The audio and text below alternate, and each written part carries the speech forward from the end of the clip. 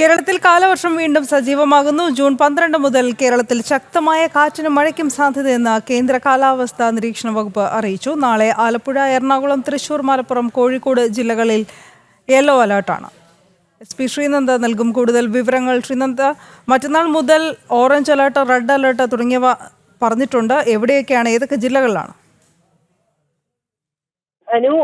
വരും മണിക്കൂറിൽ അതുപോലെ തന്നെ ഇനി വരുന്ന ഒരു 3 മണിക്കൂറും അതുപോലെ തന്നെ നാളെയും മറ്റന്നാളും എല്ലാം തന്നെ സംസ്ഥാനത്തെ ഒട്ടുമിക്ക ജില്ലകളിലെല്ലാം അലേർട്ടുകൾ നൽകിയിരിക്കുകയാണ് കാലാവസ്ഥാ വകുപ്പ്. റെഡ് അലേർട്ട്, ഓറഞ്ച് അലേർട്ട് വരെയാണ് ഇതുവരെ നൽകിയിരിക്കുന്ന വിവരം എന്ന് പറയുന്നത്. തിരുവനന്തപുരം ഒഴികെ കൊല്ലം, പത്തനംതിട്ട, ആലപ്പുഴ, കോട്ടയം, കോഴിക്കോട്, കണ്ണൂർ, വയനാട്, കാസർഗോഡ് എന്നീ ജില്ലകളിലാണ് നാളെ അലേർട്ട് പ്രഖ്യാപിച്ചിരിക്കുന്നത്. ഇന്ന് 9 ജില്ലകളിലാണ് അലേർട്ടുകൾ ഉള്ളത്. പത്തനംതിട്ട, കോട്ടയം, ആലപ്പുഴ, തൃശൂർ, കണ്ണൂർ, കാസർഗോഡ് എന്നീ ജില്ലകളിലാണ് ഇന്ന് അലേർട്ട് പ്രഖ്യാപിച്ചിരിക്കുന്നത്. എന്തായാലും തീരപ്രദേശങ്ങളിലുള്ളവരോട് ജാഗ്രത പാലിക്കണമെന്നും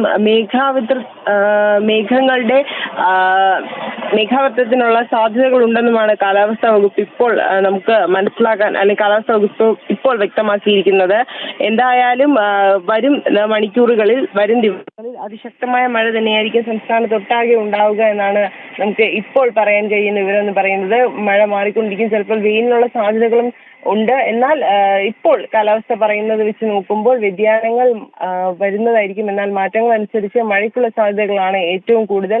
50 മീറ്റർ വരെ വേഗതയിലുള്ള കാറ്റ് വീശാനുള്ള സാധ്യതകളുണ്ട്. തീരപ്രദേശങ്ങളിലുള്ള ജാഗ്രത പാലിക്കണമെന്നും കടലിൽ പോകുന്ന ഒഴിവാക്കണമെന്നുമാണ് ഇപ്പോൾ കാലാവസ്ഥാ വകുപ്പ് നൽകുന്ന മുന്നറിയിപ്പ് എന്ന് പറയുന്നത്.